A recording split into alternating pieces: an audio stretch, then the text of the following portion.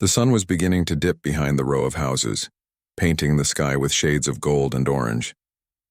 The day had been long but good, and the boy felt the light sweat on his forehead as he walked home from basketball practice.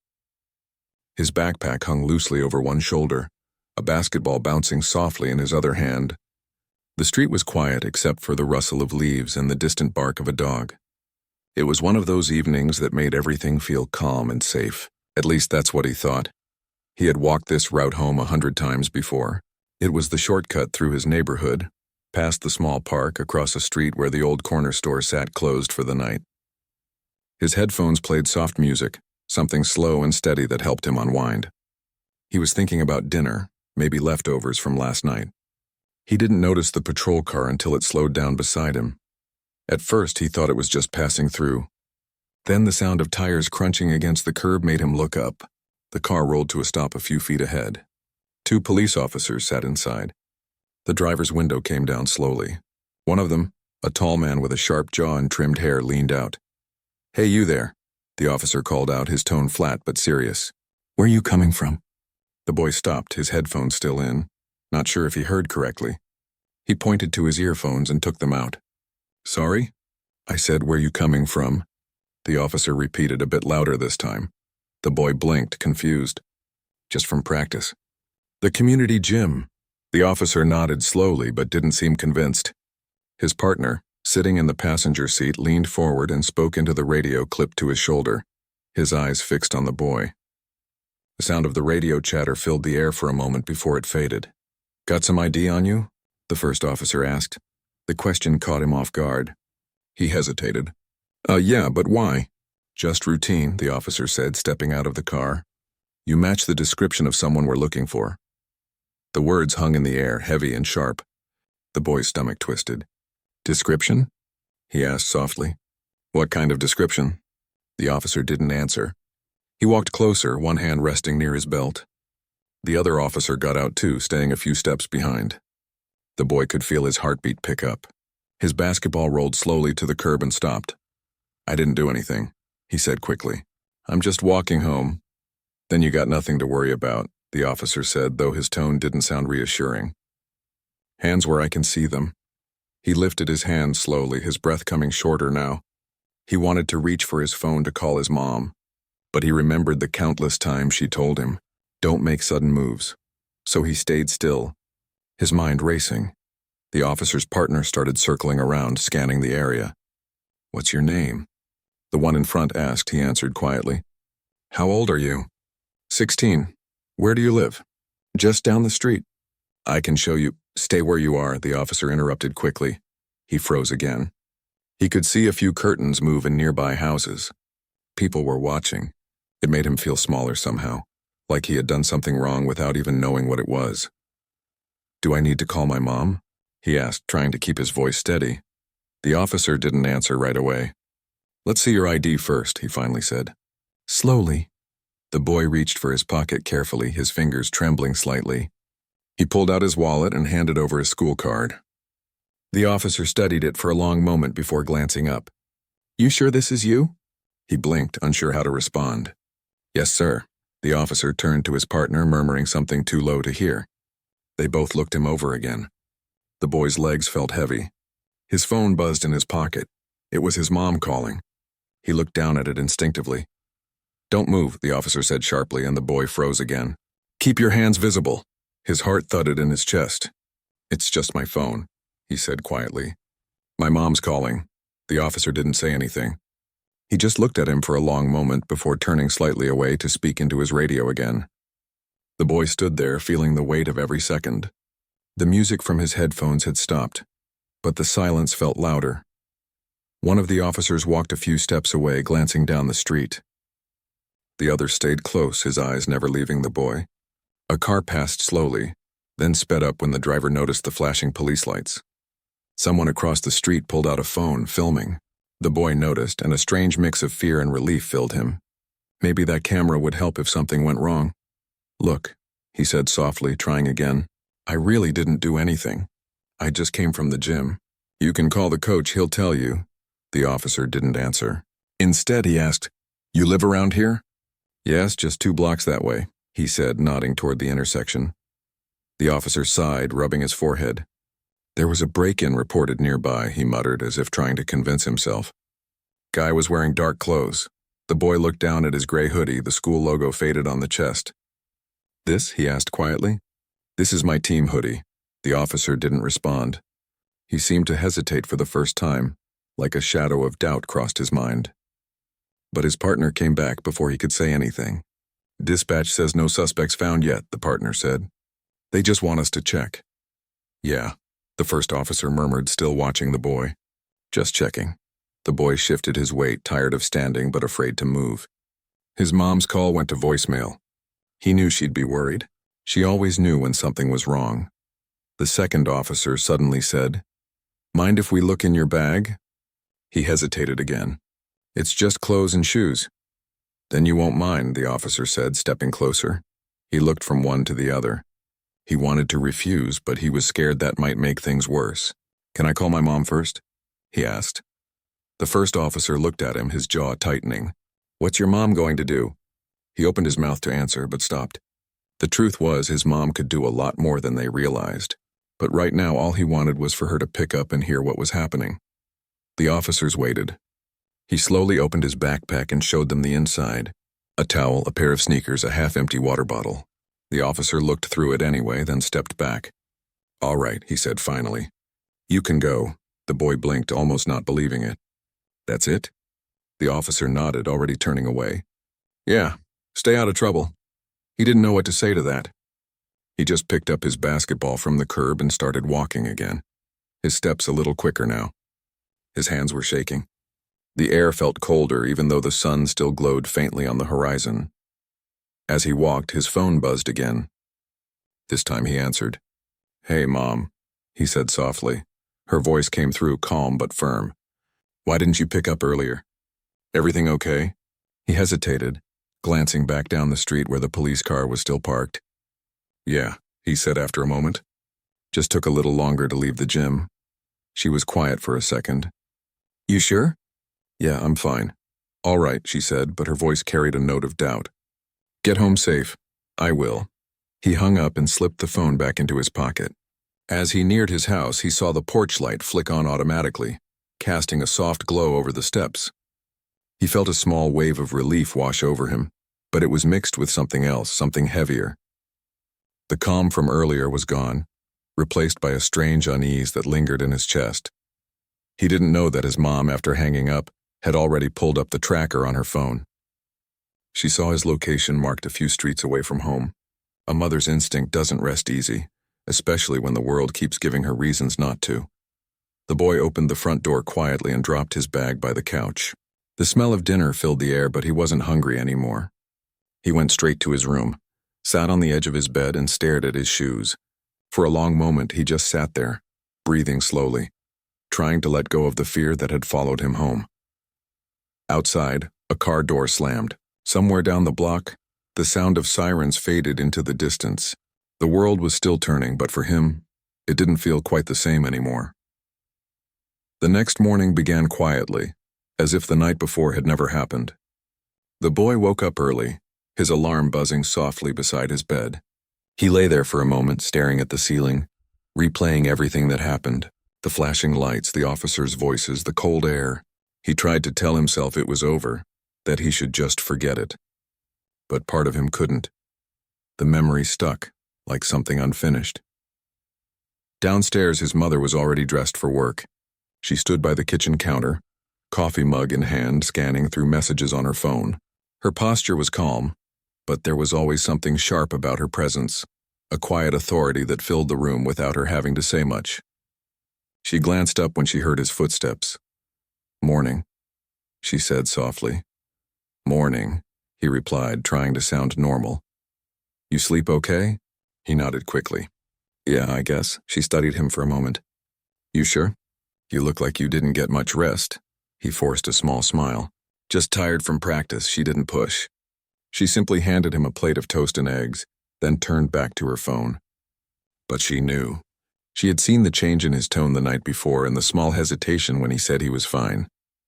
Mothers notice things like that, especially mothers trained to notice details others miss. He sat at the table eating quietly. The sound of the news played softly from the TV in the corner, a local anchor talking about traffic updates and weather reports. The world sounded calm, but it didn't feel that way to him. "You heading straight to school?" she asked. "Yeah, got a test today. Need a ride?" He shook his head. "I'll walk," she paused at that. Normally, she wouldn't think twice about him walking, but something about today made her uneasy. Still, she didn't argue. She just nodded. "All right. Be careful." He grabbed his backpack, gave a half wave, and left the house.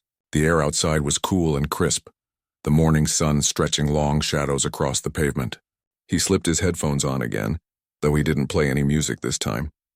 He just wanted to look like everything was normal. Halfway down the street, he noticed the same patrol car from the night before parked at an intersection. His stomach tightened instantly. The officers inside seemed to be talking to someone in another car, but he couldn't help glancing their way. One of them turned his head and met his eyes for a brief moment. The look wasn't long, but it was enough to send a chill through him. He looked away and kept walking, faster this time. He didn't want trouble again, not today. At school, he tried to shake it off. His friends talked about homework and weekend plans, laughing like always. He laughed too, but it didn't sound real. He could still feel that look from the officer, like a shadow following him even here. After classes ended, he decided to stay back at the gym. Shooting hoops usually helped him think, helped him clear his head. The sound of the ball echoing against the floor, the squeak of his shoes. It all felt familiar and safe. For a while it worked. He lost track of time until the coach came by, locking up for the day. "You heading home, kid?" the coach asked. "Yeah, just in a bit," he said, wiping sweat from his forehead. "All right. Be safe out there." He smiled faintly. "You too." When he finally left, the sky was already turning dark again. He started the walk home the same route as before. The streets were quiet, the kind of quiet that usually felt peaceful, but now it just made him more alert. He kept glancing over his shoulder, not out of paranoia, but instinct. It was strange how quickly one night could change the way a familiar street felt. A few blocks down, headlights flashed behind him. He turned and saw another police car, different one this time. It slowed down as it passed, then stopped. His chest tightened. The door opened. Another officer stepped out, older, calm-looking, holding a flashlight. The beam swept over the boy, stopping on his face. "Evening," the officer said. "You out here alone?" The boy swallowed hard. "Just heading home. Mind telling me where that is?" He pointed down the street. "2 blocks over." The officer nodded slowly. "You live around here long?" "My whole life." The officer looked at him for a moment, then sighed. "We got reports about some suspicious activity near the park. You see anything unusual tonight?" "No, sir." The officer studied his face for another long second, then nodded again. "All right. You be careful getting home, okay?" The boy nodded, relief washing over him. "Yes, sir." He started walking again, keeping his head down until the sound of the car pulling away faded completely. His hands were still shaking, though nothing had happened this time. It didn't matter. The fear lingered just the same. By the time he reached home, his mother's car was already in the driveway. She must have gotten off work early. He walked in, trying to act like nothing was wrong, but she looked up from the couch right away. "Hey," she said. "You okay?" He nodded too quickly. "Yeah, just tired." Her eyes narrowed slightly. She set her tablet aside. "You sure?" "Yeah." He hesitated, then added, "I just saw a police car again." Her expression changed immediately, calm but sharp. "Same officers as last night?" "I think so, earlier this morning. But tonight it was someone else." "And what did they say?" "They asked if I saw something near the park." "That's it." She leaned back slowly, exhaling through her nose. "All right." She didn't say more right away. But something in her mind clicked. Her instincts told her this wasn't random. She'd worked enough cases to recognize a pattern, even when it was small. He changed the subject quickly, trying to keep things light. "I think I passed the test today," she smiled softly. "I'm sure you did." But her eyes still carried that thoughtful focus. The kind that meant she was already thinking ahead. Later that night, after he went to bed, she sat in her office room with her laptop open. The small desk lamp cast a warm glow over her files. She looked at her son's location on the family tracker again, remembering the moment she had checked it last night. The dot hadn't moved for several minutes back then, stuck near that same intersection. She pulled up a local police report database, using her clearance to check recent activity in the area. A few small cases popped up. A reported break-in, a noise complaint, nothing major. But the timing matched almost exactly when her son had been stopped. That detail alone was enough to raise her concern. She sat back in her chair, rubbing her temples. She had spent years enforcing the law, working alongside countless officers who served with integrity. But she also knew there were moments when bias hid behind the badge. And she couldn't ignore the uneasy feeling that maybe, just maybe, her son had been caught in one of those moments. Down the hall, the boy couldn't sleep. He lay in bed, staring at the faint glow from his nightstand lamp. He kept hearing the officer's voice in his head, that tone that wasn't quite angry but wasn't friendly either. He thought about how quickly things could have gone wrong and how lucky he was that they didn't. But luck shouldn't be what keeps you safe, he thought. The next morning came early again. His mother drove him to school this time. He didn't argue about it. As they drove, he stared out the window while she made small talk about his classes. But both of them knew there was more hanging between them than they were saying. At a red light, she finally spoke. "If something like that happens again, you call me right away." He nodded. "I didn't want to make it worse." Her voice softened. "You won't. You did the right thing staying calm. But you don't have to face it alone, understand?" He nodded again. "Yeah." She reached over, squeezing his shoulder lightly. "You did everything right, okay?" He didn't answer. He just looked out the window again, watching the streets pass by, the same ones that used to feel safe. When they arrived at school, he got out and waved. She watched him walk toward the building until he disappeared inside. Her eyes lingered on the crowd of students, then on the police car parked near the intersection ahead. A quiet decision settled in her mind. If they came near her son again, she wouldn't just wait at home. She would go there herself. That evening, when the boy didn't answer her call right away, she checked the tracker again. The small dot blinked on the same street corner as before, and this time she didn't hesitate. She grabbed her keys, her badge, and headed out the door. The sound of her car engine filled the quiet night as she drove fast through the streets. Her fingers gripped the steering wheel tightly, her heart pounding harder with every turn. The map on her phone showed her son's location, the small blinking dot that hadn't moved for several minutes. She didn't know what was happening yet, but her instincts told her it wasn't good. A mother knows. And as an FBI agent, she had learned to never ignore that feeling. The streetlights flickered past her window. She turned the corner and spotted the flashing red and blue lights up ahead. Her pulse jumped. She pressed harder on the gas and came to a quick stop near the scene. There were 2 police cars parked on the side of the road, and a small crowd had started to gather a few feet away. She could see her son standing on the sidewalk, his hands raised slightly, just like she had taught him if he ever found himself in that kind of situation. But seeing it in real life, it cut through her like a knife. She didn't even take a second to think. She grabbed her badge from the passenger seat and stepped out of the car, her steps quick and deliberate. The night air was cool, but her blood felt hot. One of the officers was standing close to her son, talking in a firm voice. The other stood a few feet back, watching. "Hey!" she called out sharply, her voice carrying down the street. Both officers turned their heads, startled. "Ma'am, stay back," one of them ordered. She didn't slow down. "That's my son," she said loudly, her tone leaving no room for argument. "Step away from him." The officer blinked, clearly unsure how to react. "Ma'am, please." She cut him off, pulling out her badge and holding it up. The silver emblem glinted under the streetlight. "Federal Bureau of Investigation," she said clearly. "Now you want to tell me why my 16-year-old is being stopped again?" The crowd murmured, people whispering to each other. The tension in the air shifted quickly. The officers looked at each other, their confidence faltering. "Ma'am," the older one began carefully, "we were responding to a report." "Of what?" she interrupted, stepping closer. "Because unless that report said a teenager walking home from school with a backpack is a threat, you need to explain yourselves right now." The younger officer took a small step back. "He matched a description," he said quietly. She stared at him, her jaw tightening. "A description," she repeated slowly. "You stopped him yesterday too, didn't you?" The older officer shifted uncomfortably. "We were just doing our job." She nodded once, her eyes cold. "Then do it properly." Her son stood still, unsure whether to move or speak. She turned to him, her expression softening slightly. "You okay?" He nodded weakly. "Yeah. Did they touch you?" "No," she exhaled, steadying herself. Then she faced the officers again. "I want your badge numbers and your supervisor's contact information.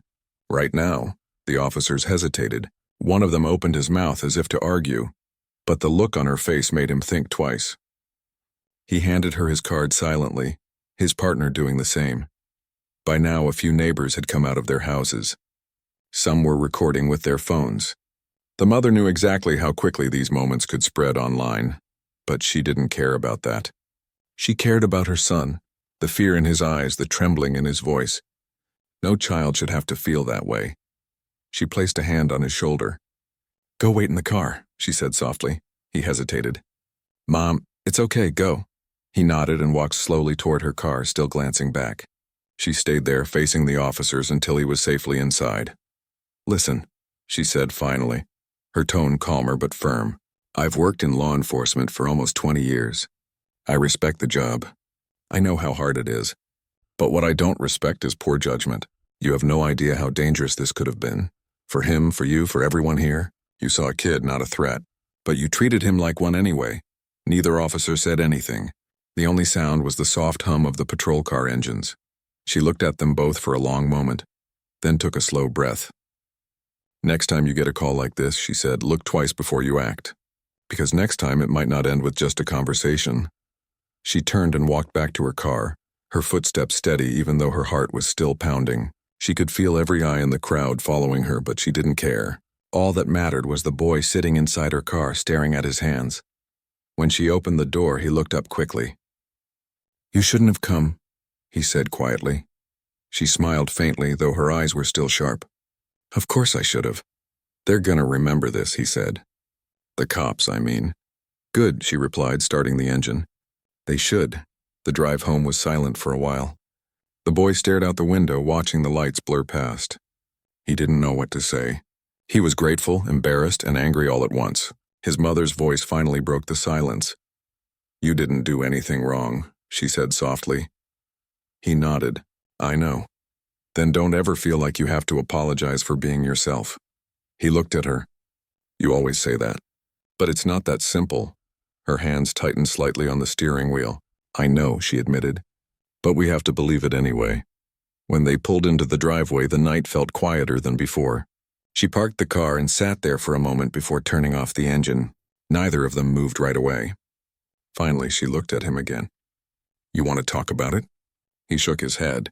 "Not right now," she nodded. "Okay." They both got out and walked inside. The house was dim, the living room bathed in the soft light from a single lamp. The boy dropped his backpack on the floor and sat on the couch. His mother hung her jacket on the chair, still holding the 2 cards she had taken from the officers. She stared at them for a long time.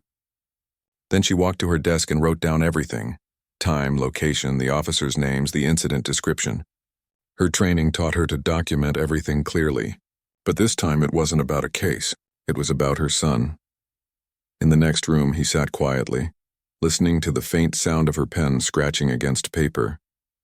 He wanted to forget what happened, but part of him couldn't stop replaying it. The way the officers looked at him, the way his mom's voice cut through the noise. For the first time, he realized just how much strength she carried beneath her calm. Later, she came to his room. He was lying on his bed, staring at the ceiling again. She sat at the edge of the bed and placed a hand gently on his arm. "You did everything right," she said softly. He turned his head toward her. "You think it's gonna happen again?" She didn't answer right away. "I hope not," she said finally. "But if it does, you know what to do." He nodded. "Yeah. You call me right away," she added. "No matter what." "Okay," she smiled faintly. "That's my boy." For the first time that night, he smiled back. It was small, but it was real. After she left the room, he reached for his phone and scrolled through social media. He saw a video already spreading, the one from earlier that evening. Someone had captured the entire scene: the police cars, the shouting, and his mother stepping forward with her badge. The comments were already piling up. Some people praised her for standing up. Others argued. But he stopped reading after a few seconds. He didn't want to relive it through strangers' opinions. Instead, he turned off the phone and lay back again. He thought about how calm his mom looked when she arrived, even though he knew she was scared too. That was the thing about her, she never showed fear. She always met trouble head on. In the next room, she sat at her desk, her laptop open. She had already written her report and emailed it to a few people she trusted at the bureau. It wasn't an official complaint yet, but she wanted to make sure someone knew what happened. Her eyes lingered on the screen for a long time before she closed it. Outside, the night was quiet again. But the calm didn't feel peaceful. It felt fragile, like something that could break at any moment. She leaned back in her chair, staring at the ceiling.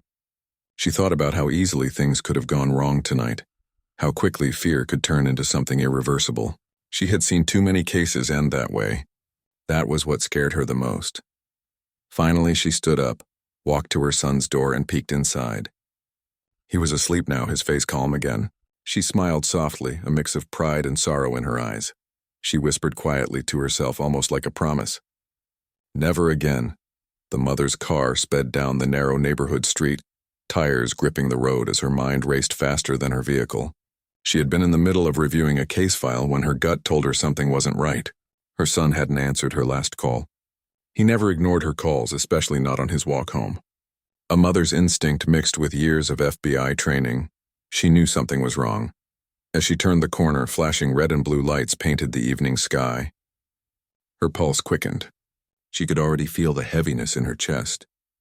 She pulled over abruptly, not even caring if her car door was shut properly. Her badge hung from her neck, swaying as she took quick, determined steps toward the small crowd gathered near the sidewalk. A few neighbors stood at a distance, phones out, whispering. The street, usually peaceful, was now filled with tension thick enough to cut through. Her eyes locked on her son, standing still, hands up, eyes wide. 2 officers were positioned near him, their tone sharp and aggressive. Another police car had just pulled in, adding to the scene. For a brief moment, she froze, taking in the sight. Her training had prepared her for countless dangerous scenarios, but nothing prepared her for this.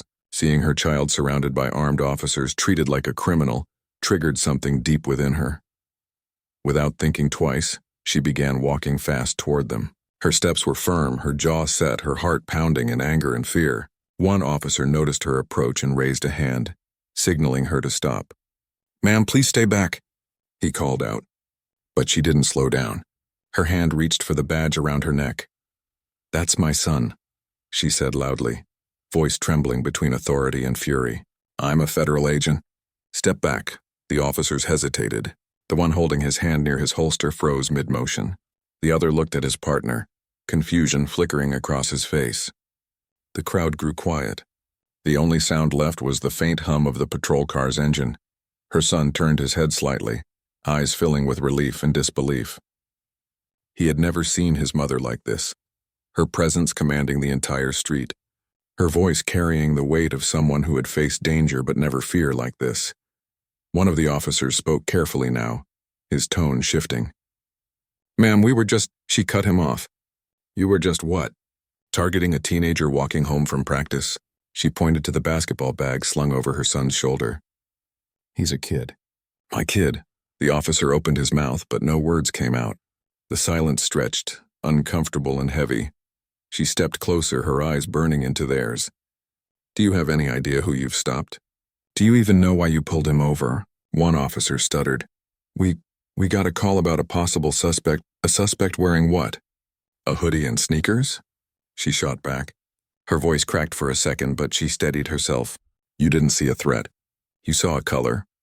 The younger officer looked down, clearly realizing the weight of what was unfolding. The older one tried to maintain composure, but was visibly uncomfortable. The power dynamic had shifted completely. It wasn't just about uniforms now, it was about accountability. The mother turned slightly toward her son, keeping her tone soft for the first time since arriving. "You okay?" she asked. He nodded slowly, though his voice shook when he answered. "Yeah, I just didn't know what to do." Her heart broke hearing that. He was taught to be respectful, careful, calm. Yet even doing everything right hadn't kept him safe. That thought sent another wave of anger through her. She looked back at the officers. "Do you know how easily this could have gone wrong?" she asked. Her voice was calmer now, but sharper than ever. If he had reached for his phone, if he had moved too fast, if you had misread one moment, my son could have been another headline. The officers shifted uneasily, one glancing at the small crowd recording on their phones. Every word she spoke cut deeper, not out of spite, but truth. I've spent years working with law enforcement, she continued. I've seen what fear and bias do in the field. But seeing it aimed at my own child, it's different. It's personal now. Her voice softened slightly. You don't get to treat people like they're guilty just for existing. The younger officer tried to apologize, voice barely above a whisper. Ma'am, we didn't mean to. Intent doesn't erase harm, she said. You need to remember that next time you stop someone's child. Her son's breathing had steadied now. The initial terror on his face was fading, replaced by quiet strength. He watched his mother stand up not only for him but for every kid who'd ever been in his place. One of the neighbors stepped forward slightly and said, I saw the whole thing. He was just walking home. The mother gave a small nod of appreciation, then turned her gaze back to the officers. She pulled out her identification card and held it up so there was no doubt left. I work with the Bureau. I train agents. I know what proper procedure looks like. And this, she motioned toward the scene, is not it. The senior officer finally spoke, his tone lower now. We'll file a report, ma'am. I understand. No, she said firmly. You'll learn. You'll think about this moment every time you reach for your radio or draw your weapon, because this time it was my son. Next time it might be someone else's. Her words lingered in the air like a warning and a plea at the same time. She took a deep breath and looked at her son. Let's go, she said softly. She placed a protective hand on his shoulder, guiding him toward their car. The crowd began to disperse slowly, murmuring among themselves. As they walked away, she could feel every heartbeat pounding in her chest. The adrenaline was fading, leaving behind exhaustion and disbelief. She opened the car door for him, and for a second, they both just sat there quietly. No words could capture the whirlwind of fear, anger, and relief they'd just lived through. Finally, he spoke in a small voice. Mom, would they have listened if you weren't an agent? She looked at him, her throat tightening. I don't know, she admitted honestly, but that's the part that hurts the most. Tears welled in her eyes, but she blinked them away. What matters is you're safe. We'll talk about the rest later. He nodded, staring out the window as the flashing lights faded in the distance. The car felt heavier than before, filled with silence that said more than words ever could. On the drive home, she kept glancing at him, her mind racing. She knew she couldn't protect him from everything, not from the way people might see him, not from assumptions, but she could make sure he understood his worth, his strength, and the importance of never shrinking himself to make others comfortable. The neighborhood lights passed by like small blurs as she drove. Every block they left behind felt like they were moving away from something deeper, a fear that had nearly turned real. When they finally reached home, she parked and turned to him again. I'm proud of you, she said quietly, for staying calm, for trusting me. He looked at her, eyes still tired but grateful. I just didn't want to make it worse. You didn't, she assured him. You did everything right. They sat there for another moment, letting the quiet surround them. Outside, the world carried on as if nothing had happened. But inside that car, something had changed forever. A lesson had been learned, not just by the officers, but by both of them. That night, as the mother sat on the edge of her bed, she replayed the scene over and over in her head. She'd faced armed suspects, high-risk missions, and dangerous standoffs, yet nothing had shaken her like seeing her son's hands raised in fear. In her heart, she made a promise, to speak out more, to train others better, to make sure no mother had to run toward flashing lights the way she did that night. It wasn't just about justice anymore. It was about love, protection, and the hope that someday things could truly change. The next morning, the house was quiet. Sunlight slipped through the blinds, falling across the kitchen table where a half-finished cup of coffee sat cold. The mother hadn't slept much. Every time she closed her eyes, she saw the same image. Her son standing in the street, hands up, fear written across his face. It replayed like a scene she couldn't turn off. Even with years of training, that feeling of helplessness had settled deep in her chest. She heard soft footsteps in the hallway. Her son appeared, still in his pajamas, eyes tired but calmer than the night before. He hesitated before walking in, unsure if she wanted to talk about it. But she smiled softly and pulled out a chair for him. "Morning," she said, her voice gentle. He nodded. "Morning." They sat for a few seconds in silence. The clock on the wall ticked slowly. Outside, the world looked normal again. Birds chirping, cars passing by. But inside their kitchen, things didn't feel the same. Finally, he spoke. "I didn't sleep much," she nodded. "Me neither." He looked at her, his voice barely above a whisper. "I keep thinking, what if you hadn't come when you did?" She reached across the table, placing her hand over his. "I did," she said softly. "That's what matters." But even as she said it, she knew he was asking something deeper, something she didn't have an easy answer for. He stared at the table. "I did everything right, Mom. I didn't run. I didn't argue. I kept my hands up. But still, they looked at me like I did something wrong." Her throat tightened. She wanted to tell him it would never happen again, but she couldn't promise that. "You did everything right," she said quietly. "This wasn't your fault." He gave a small nod, though his eyes still carried doubt. "You always told me to respect the police." "I tried, I know," she said, "and I still believe in respect. But respect goes both ways. What you saw yesterday, that wasn't respect. That was fear pretending to be authority." He listened, his face thoughtful. "Is that why you became an agent? So people would listen to you?" She smiled faintly. "Maybe at first, but I stayed because I wanted to make things better, because someone has to be on the inside trying to change how things work." She sighed softly. "But yesterday reminded me how far we still have to go." He looked up at her, his eyes full of quiet admiration. "You were amazing, though. The way you stood up to them. Everyone was just staring. I've never seen you like that." She chuckled softly. "I wasn't amazing. I was scared. But I couldn't let them see that." She paused. "Sometimes courage isn't about not feeling fear. It's about acting even when you're terrified." They sat quietly again, both lost in thought. After a while, she stood and started making breakfast. The simple sound of the frying pan seemed to fill the silence that had been hanging heavy between them. He watched her for a moment, then said, "Do you think they'll get in trouble for what they did?" She sighed. "Maybe not the way we'd want, but there will be a report. I'll make sure of it. And sometimes that's where change starts, by not letting things get swept under the rug." He nodded slowly. "I just don't want anyone else to go through that." She turned to him, smiling softly. "That's exactly why you can't let fear make you small. You're going to grow up and do good things. Use your voice. That's how we make it better." For the first time since the night before, he smiled. A small, real smile. "You sound like one of your training speeches." She laughed lightly. "Maybe I've given too many of them." After breakfast, she drove him to school. The ride was quiet but not uncomfortable. The city looked brighter in the morning light. Yet every time they passed a patrol car, she noticed her son's shoulders tense just slightly. It broke her heart, but she stayed calm, not wanting to add to his fear. When they pulled up near the school, he hesitated before opening the door. "Are you okay?" he asked, surprising her. She smiled at the question. "I will be." "You?" He nodded. "Yeah, just thinking a lot."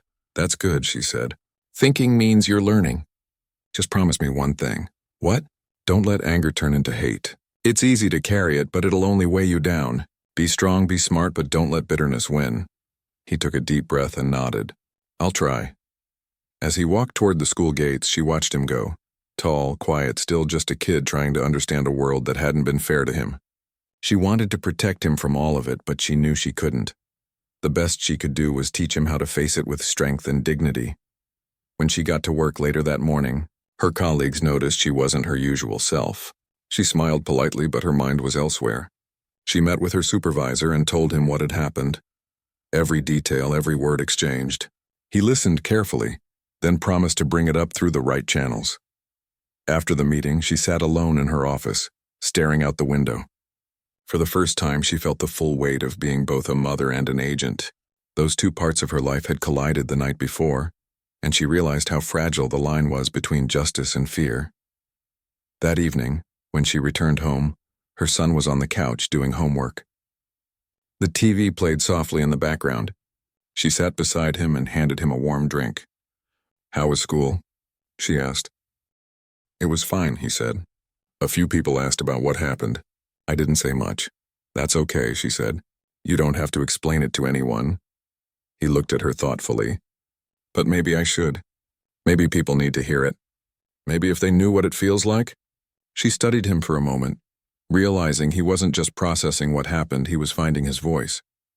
If you want to share your story, I'll support you, she said. But do it in your own time, and for the right reasons, not to prove something, but to make others understand. He nodded. I just want people to see that it's real, that it happens. Her heart swelled with pride. Then tell it, she said softly. Because change starts with truth. That night they had dinner together like always. The laughter returned little by little, and for a while it felt like the world was normal again. But something had shifted between them, a deeper understanding, a shared strength.